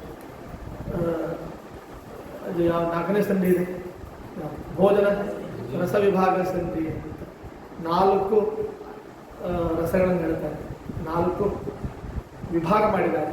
ಚೋಷ್ಯ, ಪೇಯ ಅಂತ ಎಲ್ಲ 4 ವಿಭಾಗ ಮಾಡಿದ್ದಾರೆ. ಅಲ್ಲಿ ದೇವರು ಒಳಗಡೆ ರಸ ರೂಪದಲ್ಲಿ ಇರ್ತಾರೆ. ಹಣ್ಣುಗಳ ರಸದಲ್ಲಿ, ಹಣ್ಣಿನಲ್ಲಿ ದೇವರು ಯಾವ ರೂಪದಲ್ಲಿ ಇರ್ತಾರೆ, ಅಲ್ಲಿರುವ ರಸ ಯಾವುದು, ಬೆಲ್ಲದಲ್ಲಿರುವ ರಸ ಯಾವುದು, ಹಾಲಲ್ಲಿರುವ ರಸ ಯಾವುದು ಎಲ್ಲ ಗೊತ್ತಲ್ಲ. ಹಣ್ಣಲ್ಲಿರೋದು ನಿರಹರ ಅಂತ, ಮತ್ತು ಹಾಲಲ್ಲಿ ವಿಷದ, ಗುಡದಲ್ಲಿ ಬೆಲ್ಲದಲ್ಲಿ ತೀಕ್ಷ್ಣ ಅಲ್ವಾ. ಹೀಗೆಲ್ಲ ದಾಸರು ಹೇಳಿದ್ದಾರೆ ಉಪನಿಷತ್ತಿನ ವಿಷಯಗಳು. ಆಯಾಯ ರಸದಲ್ಲಿ ದೇವರು ಅದರೊಳಗೆ ಇದ್ದು ಏನು ಮಾಡ್ತಾರೆ, ಆ ರಸವನ್ನು ಕೊಟ್ಟು ಸಂತೋಷ ಕೊಡ್ತಾರೆ ದೇವರು. ಈಗ ಮಾವಿನ ಹಣ್ಣು ಬರುತ್ತೆ. ಮಾವಿನ ಹಣ್ಣು ಬಂದಾಗ ಅಲ್ಲಿ ಯಾವ ರಸ ಇರ್ತದೆ? ನಿರಹರ ರಸ ಇರ್ತದೆ. ಅದರದ್ದು ಮಾವಿನ ಹಣ್ಣಿಂದೇ ಒಂದು ನಿರಹರ ರಸ. ಬಾಳೆಹಣ್ಣಿನ ಬೇರೆ ಬರ್ತದೆ, ಅದರದ್ದು ಬೇರೆ. ಮಾವಿನ ಹಣ್ಣಿಂದೇ ಒಂದು ನಿರಹರ. ಮಾವಿನ ಹಣ್ಣನ್ನು ವಿವಿಧ ಇದೆ. ಎಲ್ಲ ಟೈಪ್ ಮಾವಿನ ಹಣ್ಣಿಲ್ಲ ಗೊತ್ತಲ್ಲ. ಒಂದು ಧಾರವಾಡ ಆಪೋಸ್ ಅಂತ ಇದೆ, ರತ್ನಾಗಿರಿ ಅಂತ ಇದೆ, ಮತ್ತು ದೇವಗಢ ಅಂತ ಇರ್ತದೆ. ಆಮೇಲೆ ಇನ್ನೊಂದು ಕಲಮಿ ಅಂತ ಇರ್ತದೆ. ನಿಮ್ಮ ಕೊಪ್ಪಳ ಕಡೆ ಬಂದರೆ ಬೆಣಿಸ್ ಅಂತ ಇರ್ತದೆ. ಆಮೇಲೆ ಮತ್ತು ಈ ಕಡೆ ನಮ್ಮ ಧಾರವಾಡ ಕಡೆ ಈ ಕಡೆ ಬಂದರೆ ಕಲಮಿ ಹಣ್ಣು ಅಂತ ಇರ್ತದೆ. ಇನ್ನೊಂದು ಹಣ್ಣು ಇರ್ತದೆ, ಕೆಲವರು ಪಾಪೂಸ್ ಬೇಡ, ಅದು ತುಂಬ ಖರ್ಚಾಗ್ತದೆ, ರೊಕ್ಕ ಜಾಸ್ತಿ ಆಗ್ತದೆ ಅಂತೇಳಿ ಸಿಕ್ಕಾಪಟ್ಟೆ ಶೇಖರಣೆ ಮಾಡಲಿಕ್ಕೆ ಆಗ್ತದೆ ಅಂತ ಒಂದು ರಸ ತರ್ತಾರೆ. ಅದು ಔಷಧ ಇದ್ದಂಗೆ ಇರ್ತದೆ. ಅದು ಈಶಾಡಿ ಅಂತ ಇರ್ತದೆ. ಅದು ನನಗಂತೂ ಸೇರೋದೇ ಇಲ್ಲ, ನನಗೆ ಅಲರ್ಜಿ ಆಗ್ತದೆ. ಅದು ಅಧಿಕ ಮಾಸ ಬಂದುಬಿಟ್ಟಿತ್ತು, ವೈಶಾಖ ಮಾಸ. ಕೆಲವರು ಕೊಟ್ಟರು ಈಶಾಡಿಯ ಮಯ ಅದು ಅದರಲ್ಲೇ ಈಸಿತ್ತು ಎಲ್ಲ ಈಶಾಡಿ ಈಗಿನ ಇದಕ್ಕೆ ಕೊಡ್ತಾರೆ ಅನ್ನೋ ಹಾಗೆ ಆಗಿದೆ. ಆ್ಯಕ್ಚುಲಿ ಅದು ಒಂದು ಟೈಪ್ ಇರ್ತದೆ, ಔಷಧ ರೂಪದಲ್ಲಿ ಇರ್ತದೆ. ಅದು ನಮಗಂತೂ ಸೇರೋದಿಲ್ಲ, ಯಾರಿಗೆ ಸೇರ್ತದೆ ಗೊತ್ತಿಲ್ಲ. ಆದರೆ ಹೀಗೆ ದೇವರು ಈ ಎಲ್ಲ ವಿಧವಾದ ಹಣ್ಣುಗಳನ್ನೇ ಕೊಟ್ಟಿರ್ತಾನೆ, ಮಾವಿನ ಹಣ್ಣನ್ನು. ಅದರಲ್ಲಿ ಒಂದು ನಿರಾಹಾರ ರಸ ಅಂತ ಇರ್ತದೆ. ಆ ನಿರಾಹಾರ ರಸ ಅಲ್ಲಿ ದೇವರಿದ್ದಾರೆ, ಅದಕ್ಕೆ ನಿಯಾಮಕನಾಗಿ ಭಗವಂತ ಇದ್ದಾನೆ ಅಂತ ತಿಳಿದು ಏನು ಮಾಡಬೇಕು, ವಸಂತ ಫಲವನ್ನು ಹೀಗೆ ನಾವು ಉಣ್ಣಬೇಕು. ಇದೆಲ್ಲ ಊಟ ಮಾಡುವಾಗ ಗೋವಿಂದ ಗೋವಿಂದ ಅಂತ ಹೇಳಿ ಊಟ ಮಾಡಬೇಕು. ಗೋಕೋಟಿ ದಾನಂ ಗ್ರಹಣೇಶು ಕಾಶ್ಯ ಪ್ರಯಾಗ ಗಂಗೋದಕ ಕಲ್ಪವಾಸ ಯಜ್ಞಾಯುತಂ ಮೇರು ಸುವರ್ಣ ದಾನಂ ಗೋವಿಂದ ನಾಮ ಸ್ಮರಣೆಯ ತುಲ್ಯಂ. ನೀವು ಕುಳಿತು ಊಟ ಮಾಡಬೇಕು, ಮತ್ತೆ ಕುಳಿತು ನೀರು ಕುಡಿಯಬೇಕು. ಯಾವಾಗ ಬೇಕಾದಾಗ ಊಟ ಮಾಡಬಾರ್ದು, ಯಾವಾಗ ಬೇಕಾದಾಗ ಊಟ ಮಾಡಿದೆ ಹಾಗೆ ರಾತ್ರಿ 1 ಗಂಟೆ ಊಟ ಮಾಡಿದೆ ಹೇಗಿರಬಾರ್ದು. ಅದು ನಿದ್ದೆ ಕಾಲ. ಅಸುರರು ದೈತ್ಯರು ಸಂಚಾರ ಮಾಡೋ ಕಾಲ, ದೈತ್ಯರು ಸಂಚಾರ ಮಾಡೋ ಕಾಲದಲ್ಲಿ ಊಟ ಮಾಡಿದರೆ ಏನಾಗ್ತದೆ, ಅದೇನಾಗ್ತದೆ, ಅದು ದೇಹ ಹಾಳು. ಅದರಿಂದ ಸರಿಯಾದ ಸಮಯಕ್ಕೆ ಯೋಗ್ಯವಾದ ಕಾಲಕ್ಕೆ ಊಟ ಮಾಡೋದು. ಹಾಗಂತೇಳಿ ಬೆಳಿಗ್ಗೆ 4 ಗಂಟೆ ಊಟ ಮಾಡ್ತಕ್ಕಂಥ ಅದೆಲ್ಲ ಸರಿಯಾಗಿದೆ. ಈಗ ಸೂರ್ಯೋದಯದ ಮೊದಲು ಊಟವೇ ಇಲ್ಲ. ಎಲ್ಲ ಏನಿದ್ರು ಕೂಡ ಸೂರ್ಯೋದಯದ ನಂತರದಲ್ಲೇ ಇರ್ತದೆ. ನೀವು ನೋಡ್ರಿ, ಏನು ಸಾಧನೆ ದ್ವಾದಶಿ, ಕಲಾ ಮಾತ್ರ ಸಾಧನೆ ದ್ವಾದಶಿ ಬಂದರೂ ಕೂಡ ಅದು ಸೂರ್ಯೋದಯದ ಆಸುಪಾಸಲ್ಲೇ ಇರ್ತದೆ ಹೊರತು ಸೂರ್ಯೋದಯದ ಮೊದಲು ಯಾವುದು ಇರೋದೇ ಇಲ್ಲ ಫಸ್ಟ್. ಆದ್ದರಿಂದ ಎಲ್ಲಿ ಯಾವಾಗ ಬೇಕಾದಾಗ ಯಾವಾಗ ಯಾವುದೇ ಸಮಯದಲ್ಲಿ ಹಾಗೆಲ್ಲ ಊಟ ಮಾಡುವಾಗ ಇರೋದಿಲ್ಲ. ಸರಿಯಾದ ಸಮಯಕ್ಕೆ ಊಟ ಮಾಡಬೇಕು. ಶಾಸ್ತ್ರ ಹೇಳಿದ ಸಮಯ. ವಿಷ್ಣು ತೀರ್ಥರು ಒಂದು ಬರೆದಾರೆ ಮಾತ್ನೂರಲ್ಲಿ, ಅವರೊಂದು ಪತ್ರ ಬರೆದಿದ್ದಾರೆ, ಆಜ್ಞಾಪತ್ರ. ಆಜ್ಞಾಪತ್ರದಲ್ಲಿ ಊಟ ಎಷ್ಟೊತ್ತು ಮಾಡಬೇಕು ಬರೆದಿದ್ದಾರೆ. ಊಟ ಎಷ್ಟೊತ್ತು ಮಾಡಬೇಕು, ಹೇಗೆ ಮಾಡಬೇಕು ಅದನ್ನೆಲ್ಲ ಅವರು ಅಲ್ಲಿ ರೆಫರ್ ಮಾಡಿದ್ದಾರೆ, ಉಲ್ಲೇಖ ಮಾಡಿದ್ದಾರೆ. ಅದರಿಂದ ಅದು ವೈಶ್ವಾನರ ಯಜ್ಞ ಅಂತ ಭಾವಿಸಿಕೊಳ್ಳಬೇಕು ಅಂತ ವಿಷ್ಣು ತೀರ್ಥರು ಅದ್ಭುತ ವ್ಯಕ್ತಿಯವರು, ಬಹಳ ದೊಡ್ಡ ಜ್ಞಾನಿಗಳು. ಅವರು ಏನು ಅವಧೂತರು ಇರ್ತಾರೆ, ಅವಧೂತ ಶಿರೋಮಣಿಗಳು. ಮತ್ತು ಅವ್ರಿಗೆ ಇನ್ನೊಂದು ಹೆಸರು ಅಡವಿ ಆಚಾರ್ಯ, ಅರಣ್ಯಕಾಚಾರ್ಯ. ಸಂಸ್ಕೃತದಲ್ಲಿ ಅರಣ್ಯಕಾಚಾರ್ಯ, ಕನ್ನಡದಲ್ಲಿ ಅಡವಿ ಆಚಾರ್ಯ. ಅವ್ರ ಚತುರಾಶ್ರಮವನ್ನು ಮಾಡಿಬಿಟ್ಟಿದ್ದಾರೆ. ಏನು ಬ್ರಹ್ಮಚರ್ಯ, ಗಾರ್ಹಸ್ಥ್ಯ, ವಾನಪ್ರಸ್ಥ ಮತ್ತು ಸನ್ಯಾಸ. ನೋಡಿ ಅವರೆಲ್ಲಿರ್ತಾರೆ ಅಲ್ಲಿ ಶಿವಾಲಯ ಇರ್ತದೆ, ಅದು ವಿಶೇಷ. ಮಾದೂರಲ್ಲಿ ಶಿವಾಲಯ, ಮತ್ತು ಇಲ್ಲಿ ಮುನ್ವಳ್ಳಿ ಅಂತ ಅಲ್ಲಿ ವಿಷ್ಣುತೀರ್ಥರ ಕಟ್ಟೆ. ಆ ಮುನ್ವಳ್ಳಿಯಲ್ಲಿ ವಿಷ್ಣುತೀರ್ಥರ ಕಟ್ಟೆಯ ಎದುರಿನಲ್ಲೇ ಒಂದು ರುದ್ರದೇವರ ಶಿವಾಲಯ. ಒಂದು ಟೈಮ್ ಕೊನೆಯ ಸಮಯದಲ್ಲಿ ವಿಷ್ಣು ತೀರ್ಥರು ಶಿವಾಲಯದೊಳಗೆ ಹೋದವ್ರು ಮತ್ತೆ ಬರಲೇ ಇಲ್ಲ. ಅಂದರೆ ಶಿವನಿಗೂ ವಿಷ್ಣು ತೀರ್ಥರಿಗೂ ಒಂದು ಅವಿನಾಭಾವ ಸಂಬಂಧ ಇದೆ. ಶಿವರಾತ್ರಿನೇ ಅವ್ರದ್ದು ಆರಾಧನೆ. ಶಿವರಾತ್ರಿಯ ದಿವಸವೇ ವಿಷ್ಣು ತೀರ್ಥರ ಆರಾಧನೆ. ಅದು ಆ ಮಾಘ ಮಾಸದ ಫಲ ಎಲ್ಲ ಬರ್ತದೆ. ಏನು ನಿಮ್ಮ ಇದರಲ್ಲಿ ಸಿಗ್ತಲ್ಲ ಹಣ್ಣು, ಯಾವುದು ಕರಬೂಜ ಹಣ್ಣು. ಕರಬೂಜ್ ಬಂತಂದರೆ ಆರಾಧನೆ ಬಂತು ಅಂತ ಅರ್ಥ. ವಿಷ್ಣು ತೀರ್ಥರ ಆರಾಧನೆ ಹತ್ರ ಬರ್ತದೆ ಅಂತ ಹೀಗೆಲ್ಲ ಗೊತ್ತಾಗ್ತದೆ. ಆ ಮಹಾಮಹಿಗಳು ವಿಷ್ಣು ತೀರ್ಥರು ಅವರೆಲ್ಲ ತುಂಬ ಚೆನ್ನಾಗಿ ಬರೆದಿದ್ದಾರೆ. ಆಧ್ಯಾತ್ಮದಲ್ಲಿ ಷೋಡಶಿ, ಆಧ್ಯಾತ್ಮದ ಸರಂಜನಿ, ಅದರಲ್ಲೆಲ್ಲ ಉಲ್ಲೇಖ ಮಾಡ್ತಾರೆ. ನಮ್ಮ ಜೀವನ ಹೇಗಿರಬೇಕು ಅಲ್ಲ, ಇದೇ ಹರಿವಂಶ, ಮಹಾಭಾರತ, ರಾಮಾಯಣ ಎಲ್ಲ ಕೋಟ್ ಮಾಡಿ ಸ್ವಲ್ಪ ಸ್ಟ್ರಾಂಗ್ ಆಗಿ ಬರುತ್ತಾರೆ. ಅದು ಬೇರೆ ರಾಯರ ಹಂಗಲ್ಲ ವಿಷ್ಣು ತೀರ್ಥ. ರಾಯರಾದರೆ ನೋಡಪ್ಪ ಚೆನ್ನಾಗಿ ಮಾಡಬೇಕು ಹೇಗೆ, ಇವ್ರ ಹಂಗಲ್ಲ ಮಾಡ್ತೀವೋ ಇಲ್ಲ ಅಂತ ಹೆಂಗೆ ಹೇಳ್ತಾರೆ. ವಿಷ್ಣು ತೀರ್ಥರ ಶೈಲಿನೇ ಬೇರೆ. ರಾಯರ ಶೈಲಿ ಸೌಮ್ಯ, ಸಾಫ್ಟಾಗಿ ಹೋಗ್ತಾರೆ. ವಿಷ್ಣು ತೀರ್ಥರು ಒಂದು ಚಾಟಿ ಇಟ್ಕೊಟ್ಟೆ ಹೇಳ್ತಾರೆ. ಯಾಕಂದ್ರೆ ವಿಷ್ಣು ತೀರ್ಥರಿಗೆ ಗೊತ್ತು ಇವ್ರಿಗೇನು ಹೇಳಿದ್ರು ಮಾಡೋದಿಲ್ಲ. ಇವೆಲ್ಲ ಎಂಥವುಗಳು, ಇವೆಲ್ಲ ಇವರು ತುಕ್ಕು ಹಿಡಿದ ವ್ಯಕ್ತಿಗಳು. ಇವರ ತುಕ್ಕು ತೆಗಿಬೇಕು ಅಂದರೆ ಇವ್ರಿಗೇನು ಮಾಡಬೇಕು, ಒಂದು ಪೆಟ್ಟು ಹಾಕಲೇಬೇಕು ಅಂತ ಹೇಳಿ ತುಂಬ ಸ್ಟ್ರಾಂಗ್ ಆಗಿ ವಿಷ್ಣು ತೀರ್ಥರು. ಯಾಕೆ ಹೇಳ್ತಾರೆ ಸ್ಟ್ರಾಂಗ್ ಆಗಿ? ಯಾರು ಹೇಳ್ತಾರೆ, ಏನಿರ್ತದೆ ಹಿತ, ಅವ್ರು ಹಿತ ಮಾಡಬೇಕು ಅಂತ. ಅಪ್ಪ ಅಮ್ಮ ಬೈತಾರೆ ಅಂದರೆ ಮೇಲ್ನೋಟಕ್ಕೆ ಬೈತಾರೆ ಅಂತ ಕಾಣ್ತಾರೆ. ಯಾಕೆ ಬೈತಾರೆ?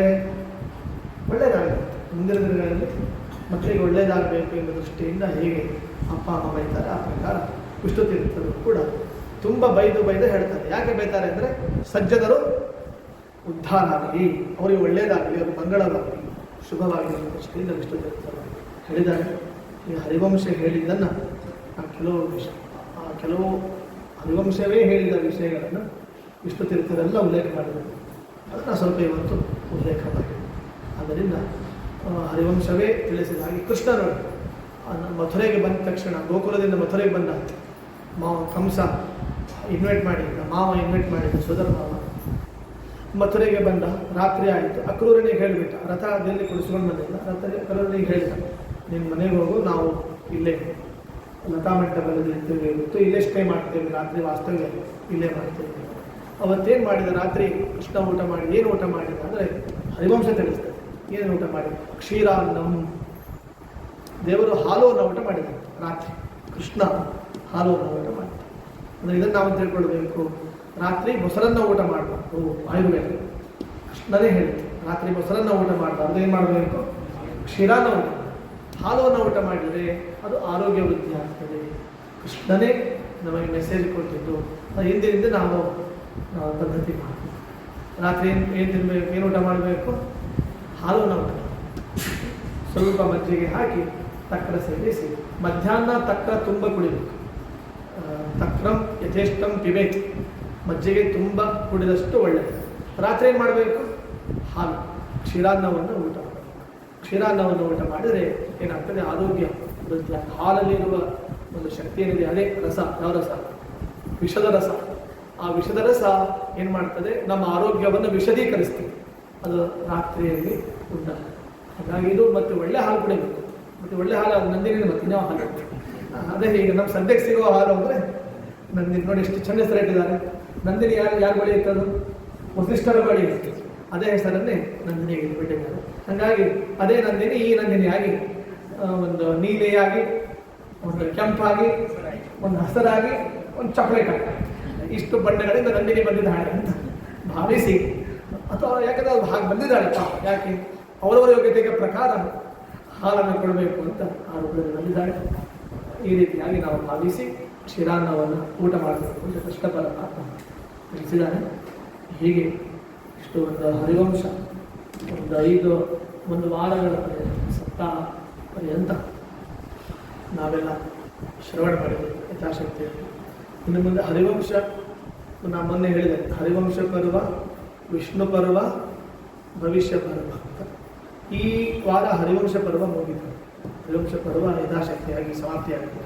ಈ ನೆಕ್ಸ್ಟ್ ಬರೋ ಪರ್ವ ಅಂದರೆ ವಿಷ್ಣು ಪರ್ವ. ವಿಷ್ಣು ಪರ್ವದಲ್ಲಿ ಮೇನ್ ಕೃಷ್ಣನ ಚರಿತ್ರೆ ಬರ್ತದೆ. ಬರೇ ಕೃಷ್ಣಮಯ. ವಿಷ್ಣು ಪರ್ವ ಅಂದರೆ ಶ್ರೀಕೃಷ್ಣಮಯ. ಅದು ಈ ಸಲ ನಾನು ಹೇಳಿಲ್ಲ ಈ ಭಾಗದಲ್ಲಿ. ಯಾಕೆಂದರೆ ಹರಿವಂಶ ಪರ್ವವೇ ಇದೆ, ಆದ್ದರಿಂದ ಅಲ್ಲಿ ರಾಜರುಗಳ ಚರಿತ್ರೆ ಬರ್ತದೆ ಆಗ್ತದೆ ಮತ್ತು ಬೇರೆ ವಿಷಯಗಳೆಲ್ಲ ಬರ್ತದೆ. ಆದ್ದರಿಂದ ಅಷ್ಟು ನಾನು ಅಲ್ಲಿ ಚಿಂತನೆ ಮಾಡಿದ್ದೇನೆ. ಇನ್ನು ಮುಂದಿನ ಭಾಗ ಏನಿದೆ ಅದು ವಿಷ್ಣು ಪರ್ವ ಕೇವಲ ಕೃಷ್ಣಮಯವಾಗಿರುತ್ತೆ. ಅವನ ಲೀಲೆಗಳು, ಮಹಿಮೆಗಳು, ಚರಿತ್ರೆಗಳು ಕೇಳಿದಷ್ಟು ಅದು ಪಂಚಾಮೃತ. ನೆಕ್ಸ್ಟ್ ವಿಷ್ಣು ಪರ್ವ ಏನಿದೆ ಪಂಚಾಮೃತವನ್ನು ಕುಡಿಯುವಂಥ ಪರ್ವ. ನಾನು ನಿನ್ನೆ ಹೇಳಿದೆ, ಮುಂದಿನ ದಿನಗಳಲ್ಲಿ ಇನ್ನೊಂದು ತಿಂಗಳು ಅಥವಾ 2 ತಿಂಗಳೊಳಗೆ ಮತ್ತೆ ಒಂದು ವಾರ ಹರಿವಂಶದ ಸಪ್ತಾಹ, ವಿಷ್ಣು ಪರ್ವದ ಒಂದು ಸಪ್ತಾಹ, ಕಥಾ ಸಪ್ತಾಹ ಆಯೋಜನೆ ಆಗ್ತದೆ. ಅದಾದಮೇಲೆ ಮತ್ತೆ ಮುಂದಿನ ದಿನಗಳಲ್ಲಿ ಇನ್ನೊಂದು ಪರ್ವ ಇದೆ, ಅದು ಭವಿಷ್ಯದ ಪರ್ವ. ಈಗ ಅದು ಚಿಂತನೆ. ಇಲ್ಲಿ ಅವರು ಪುಸ್ತಕ ಪೆನ್ ಇಟ್ಟಿರ್ತಾರೆ, ನಿಮ್ಮ ಮೊಬೈಲ್ ಸಂಖ್ಯೆ, ಹೆಸರು, ಮೊಬೈಲ್ ಬರೆದಿಟ್ಟು ಹೋದರೆ ಅದು ಯಾವ ಡೇಟ್ ಇಲ್ಲ ನಿಮಗೆ ಬರ್ತದೆ, ಅದರಿಂದ ಅಪ್ಡೇಟ್ ಗೊತ್ತಾಗ್ತದೆ. ಹೀಗೆ ನಾವು ಒಂದು ವಾರಗಳ ಪರ್ಯಂತ ಈ ಹರಿವಂಶ ಚಿಂತನೆ ನಾವೆಲ್ಲ ಮಾಡಿದ್ದೇವೆ. ರಾಮಕೃಷ್ಣರ ರೂಪನೆ ಹರಿವಂಶ ಅಂದರೆ ರಾಮಕೃಷ್ಣರ ಒಂದು ಸ್ವರೂಪ. ಆ ಹಿನ್ನೆಲೆಯಲ್ಲಿ ಇಂದು ಶ್ರೀರಾಮ ರಕ್ಷಾ ಸ್ತೋತ್ರ ಮತ್ತು ರಾಮ ಕೃಷ್ಣ ಜಪ ಇವೆರಡೂ ಕೂಡ ವಿಶೇಷವಾಗಿ ಸಮರ್ಪಿತ. ಇವೆಲ್ಲ ಇವತ್ತು ಪತ್ರಿಕೆಯಲ್ಲಿ ಮತ್ತು ಇಲ್ಲಿ ಉಲ್ಲೇಖ ಮಾಡಿ, ಹಾಗೆ ಅದನ್ನೆಲ್ಲ ಗಮನಿಸಿ ಮತ್ತು ಇಲ್ಲಿಯ ಅರ್ಚಕರಾದ ಸುಬ್ಬಣ್ಣಾಚಾರ್ಯರೆಲ್ಲ ಹೇಳಿ ಗಮನಿಸಿ ಈಗ ನೀವೆಲ್ಲ ವಿಶೇಷವಾಗಿ ಶ್ರೋತ್ರಗಳಾಗಿ ಬಂದಿದ್ದು. ಯಾಕಂದರೆ ಸರೋವರದಲ್ಲಿ ಕಮಲಗಳಿದ್ದರೆ ಅದು ಚೆಂದ ಕಾಣ್ತದೆ. ಸರೋವರಕ್ಕೆ ಹೇಗೆ ಕಮಲಗಳ ಭೂಷಣ, ಆಕಾಶದಲ್ಲಿ ನಕ್ಷತ್ರಗಳು ಹೇಗೆ ಭೂಷಣ, ಪ್ರವಚನದಲ್ಲಿ ಶ್ರೋತೃಗಳೇ ಭೂಷಣ. ಆದ್ದರಿಂದ ನಾವೊಬ್ಬರೇ ಬಂದೆ, ಯಾರಿಗೆ ಹೇಳಬೇಕು? ಹನುಮಪ್ಪನಿಗೆ ಹೇಳಬೇಕು ಅಷ್ಟೇ. ನಾನು ಹೇಳಿದ್ದು ಚಿಂತನೆ ಮಾಡಬೇಕು, ಹನುಮಪ್ಪ ಕೇಳ್ತಾನೆ, ನಮಸ್ಕಾರ ಮಾಡಿ ಮಂಗಳಾರತಿ ಮಾಡಿ ಹೋಗಬೇಕು. ಅದರಿಂದ ಆಕಾಶದಲ್ಲಿ ನಕ್ಷತ್ರಗಳು, ಸರೋವರದಲ್ಲಿ ಕಮಲಗಳು ಹೇಗೆ ಭೂಷಣ, ಹಾಗೆ ಪ್ರವಚನಕ್ಕೆ ಶ್ರೋತೃಗಳ ಭೂಷಣ. ನೀವೆಲ್ಲ ಬಂದರೆ ನಾನೇ ಬರಲಿಲ್ಲ, ಪ್ರವಚನ ಹೇಳಲಿಕ್ಕೆ ಯಾರೂ ಬರಲಿಲ್ಲ. ನಾನಂದರೆ ಪ್ರವಚನ ಕೇಳುವ ಜನ ಇಲ್ಲ, ಏನು ಮಾಡಬೇಕು? ಮಂಗಳಾರತಿ ಮಾಡಿ ನಮಸ್ಕಾರ ಮಾಡಿ ಹೋಗ್ಬೇಕಷ್ಟೆ. ಅದರಿಂದ ಹೇಳುವವರು ಬೇಕು, ಕೇಳುವುದು. ಸರೋವರದಲ್ಲಿ ನೀರೂ ಬೇಕು, ಕಮಲಗಳು ಬೇಕು. ನೀರಿಲ್ಲ ಅಂದರೂ ಕಮಲಕ್ಕೆ ಉಪಯೋಗ, ಕಮಲ ಇದ್ದರೂ ನೀರಿಲ್ಲ ಅಂದರೆ ಒಣಗಿ. ಆದ್ದರಿಂದ ಈ ಶ್ರೋತೃ ವಕ್ತೃ ಇವೆರಡು ಇದ್ದಾಗ ಮಾತ್ರ ಅಲ್ಲೊಂದು ಭಕ್ತಿರಸ ಉತ್ಪತ್ತಿ ಆಗುತ್ತೆ. ನೀವೆಲ್ಲ ಈ ಹರಿವಂಶದ ಮೇಲಿನ ಗೌರವದಿಂದ ಭಕ್ತಿಯಿಂದ ನೀವೆಲ್ಲ ಬಂದಿದ್ದೀರಿ. ದೇವರು ರಾಮದೇವರು ಕೃಷ್ಣದೇವರು ನಿಮಗೆ ವಿಶೇಷವಾಗಿ ನಮಗೂ ನಿಮಗೆಲ್ಲ ಮಂಗಳವನ್ನು ಮಾಡಿ ಪ್ರಾರ್ಥನೆ ಮಾಡಿ ಸಂತೋಷ. ಆದರೆ ಮತ್ತೆ ಮುಂದಿನ ದಿನಗಳಲ್ಲಿ ತಾತ್ಪರ್ಯದಲ್ಲಿ ಅಷ್ಟೇ ನಮ್ಮ ಸನಾತನ ಭಾರತೀಯ ಧರ್ಮ ಅಂತೇನಿದೆ ಅದು ಸದಾ ಸಮೃದ್ಧಿ ಆಗಬೇಕು. ಇದೆಲ್ಲ ಉದ್ದೇಶ. ಸನಾತನ ಭಾರತೀಯ ಧರ್ಮ ಸಮೃದ್ಧಿ ಆಗಬೇಕು. ನೆಕ್ಸ್ಟ್ ಜನ್ರೇಷನ್ ಅದು ಅವರು ಸ್ಟ್ರಾಂಗ್ ಆಗಬೇಕು. ಅವರ ಸನಾತನ ಭಾರತೀಯ ಧರ್ಮದಲ್ಲಿ ವಿಶೇಷವಾಗಿ ರತಿ ಪಡಬೇಕು. ಮತ್ತು ಈಗಲೇ ನಿಂತೋಗ್ಬಿಟ್ರೆ ಮುಂದೆ ಏನು ನಮ್ಮ ತಲೆಗೆ ನಿಂತೋಗ್ಬಿಟ್ರೆ ನೆಕ್ಸ್ಟ್ ಜನ್ರೇಷನ್ನಿಗೆ ಗೊತ್ತಾಗಬೇಕು ಅಂತೇಳಿ ಇವೆಲ್ಲ ಪಾಠ ಪ್ರವಚನ. ಅದರಿಂದ ಮುಂದಿನ ಪೀಳಿಗೆಗೆ ಅಂದರೆ ನಾವೆಲ್ಲ ಮಾಡಬೇಕು. ಆದರೆ ಒಂದೆಲ್ಲೋ ದುಃಖ ಆದರೆ ಎಲ್ಲ 60-80 ಆದವರೇ ಪ್ರವಚನಕ್ಕೆ ಸೇರಿಬಿಟ್ರೆ ಮತ್ತು ಮುಂದೆ ಅವರಿಗೆ ಹೇಳೋದಿಲ್ಲ. ಅಂದರೆ ಅದಕ್ಕೆ ತೀವ್ರ 60 ಆದವರೆಲ್ಲ ಬಂದರೂ ಕೂಡ ಅವರಿಗೆ ಹೇಳೋದು ಯಾಕಂದರೆ ನೀವೆಲ್ಲ ಮನೆಗೆ ಹೋಗಿ ಈ ವಿಷಯಗಳನ್ನು ಮಕ್ಕಳಿಗೆ ಹೇಳಬೇಕು ಅಂತ. ಅವ್ರು ಕೇಳಬೇಕಲ್ಲ, ಪಾಪ ಅವರು ತಲೆ ತೆಗೆಸ್ಕೊತಿರ್ತಾರೆ ಮೊಬೈಲ್ ಒಳಗೆ, ತಲ್ಲೀನರಾಗಬೇಕಿಲ್ಲ. ಮತ್ತೇನು ಮಾಡಬೇಕು? ಸ್ವಲ್ಪ ಅದು ಹೀಗೆ ಗೋವಿಂದ ನಾಮದ ನಮ್ಮ ಮಹತ್ವವೇನು, ಊಟಕ್ಕೆ ಹೇಗೆ ಕೊಡಬೇಕು, ನೀರು ಹೇಗೆ ಕುಡಿಬೇಕು, ಕೆಲವೊಂದು ವಿಷಯಗಳನ್ನಾದರೂ ಕೂಡ ಅವ್ರ ಮುಂದೆ ನಾವು ಶೇರ್ ಮಾಡಬೇಕು. ಕೆಲವು ಶೇರ್ ಮಾಡಿದರೆ ಸಂಸಾರ ತುಂಬ ಚೆಂದ ಇರ್ತದೆ. ಸಂಸಾರ ಅಂದರೆ ಹಾಗೆ, ಶೇರ್ ಮಾಡಿದರೆ ಸಂಸಾರ, ಇಲ್ಲಾಂದರೆ ದೇವರು ಶೇರ್ ಆಗಿ ಬರ್ತಾರೆ, ನರಸಿಂಹನಾಗಿ ಬರ್ತಾರೆ. ಹಾಗಾಗಿ ಕೆಲವು ಶೇರ್ ಮಾಡಿಕೊಡಬೇಕು. ಮಕ್ಕಳ ಮುಂದೆ ಶೇರ್ ಮಾಡಬೇಕು. ಇದೆಲ್ಲ ಸಂಗತಿ ಮಕ್ಕಳು ಬಾರದೇ ಇದ್ದರು, ಇವರಿಬ್ಬರು ಬಂದಿದ್ದಾರೆ ಯಾಕಪ್ಪ ಇವತ್ತು ದಿನ ಬರ್ತಾರೆ. ಹೀಗೆ ಮಕ್ಕಳ ಮುಂದೆ ಶೇರ್ ಮಾಡಿಕೊಂಡ್ರೆ ಏನಾಗ್ತದೆ, ಅದು ಎಲ್ಲ ಒಂದು ಕಡೆ ಪರಂಪರೆ ಆಗಿರ್ತದೆ. ಆ ಜವಾಬ್ದಾರಿ ನಮ್ಮದೆಲ್ಲರಿಗೂ ಕೂಡ ಇದೆ. ದೇವರು ಎಲ್ಲರಿಗೂ ಒಳ್ಳೆಯದು ಮಾಡಲಿ, ಮಂಗಳವನ್ನು ಮಾಡಿ. ಪ್ರಸಾದ ಸೇವೆಯನ್ನು ಮಾಡಿದ್ದಾರೆ, ಭಕ್ತರು ಮಾಡಿದ್ದಾರೆ, ಅವರಿಗೂ ಕೂಡ ದೇವರು ವಿಶೇಷ ಅನುಗ್ರಹವನ್ನು ಮಾಡಿ. ಬಂದಂತಹ ಎಲ್ಲ ಶ್ರೋತೃಗಳಿಗೂ ಕೂಡ ದೇವರು ವಿಶೇಷ ಅನುಗ್ರಹವನ್ನು ಮಾಡಿ ಪ್ರಾರ್ಥನೆ ಮಾಡಿ ಇಲ್ಲಿ ನಮ್ಮ ವಿಜಯಾಂಜನೇಯ ವೇದ ಸಮೃದ್ಧ ವಿದ್ಯಾಲಯ ಮತ್ತು ವಿಜಯನಗರ ಕೋಆಪರೇಟಿವ್ ಹೌಸಿಂಗ್ ಸೊಸೈಟಿ ಪ್ರಧಾನಿ ಕಾಲೇಜು ಅಧ್ಯಕ್ಷರು ಅವರೆಲ್ಲರಿಗೂ ಕೂಡ ಕೃಷ್ಣನ ಮುಖ್ಯ ಪ್ರಾಣದ ಅನುಗ್ರಹಗಳಿಗೆ ಪ್ರಾರ್ಥನೆ ಮಾಡಿ. ಶ್ರೀ ಕೃಷ್ಣ ಜೈ ಶ್ರೀ.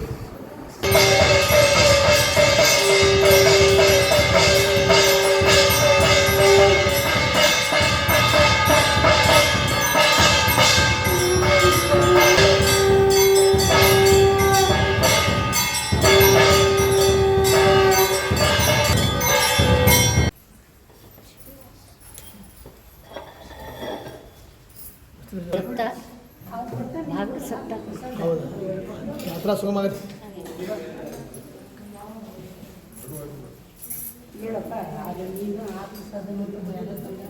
ಬೆಳಿಟ್ಟು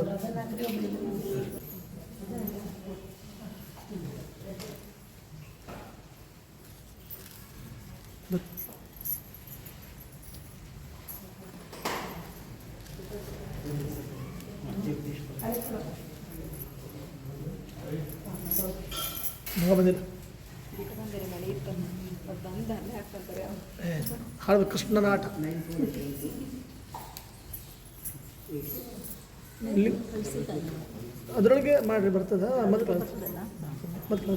ಇನ್ನೊಂದು ಹೌದಾ ಕಳಿಸ್. ಆರಾಮಿದ್ದೀರಿ? ಮಾವಿ ಆರಾಮಿದ್ದೀರಿ? ದೊಡ್ಡ ಮಾವಿ ಮಾಡಿ ಕೃಷ್ಣ ಬರಲಿ, ಒಳ್ಳೆಯದಾಗಲಿ, ಸುಖಪ್ರಸವ. ಮೇನ್ ಸುಖಪ್ರಸವ ಆಗಬೇಕು, ಅದು ಮುಖ್ಯ ಅಲ್ವಾ? ಬನ್ನಿ ಕಿರಣ ಬಂದಾರ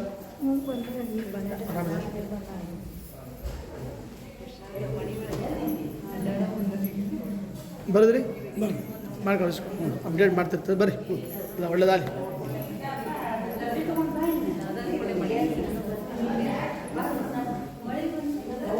ಬರೋದ್ರಿ?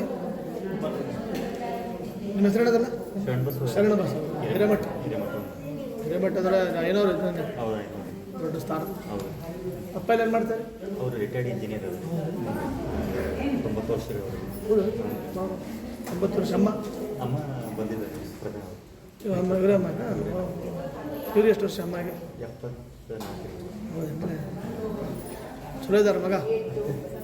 ಶರಣ ಬಸವ ಚಲೋ ಇದ್ದಾರೆ ನೋಡ್ರಿ, ಒಳ್ಳೆಯವ್ರಿದ್ದಾರೆ, ಚಲೋ ಇದ್ದಾರೆ ಅಂತ ಚಲೋ ಇದ್ದಾರೆ. ಹೇಳಿದ್ರು ಬರ್ರಿ ಚಲೋ ಇದೆ. ನೀವು ಬರ್ರಿ, ಯಾರು ಬರ್ರಿ ನೆಕ್ಸ್ಟ್ ಟೈಮ್ ಮತ್ತೆ.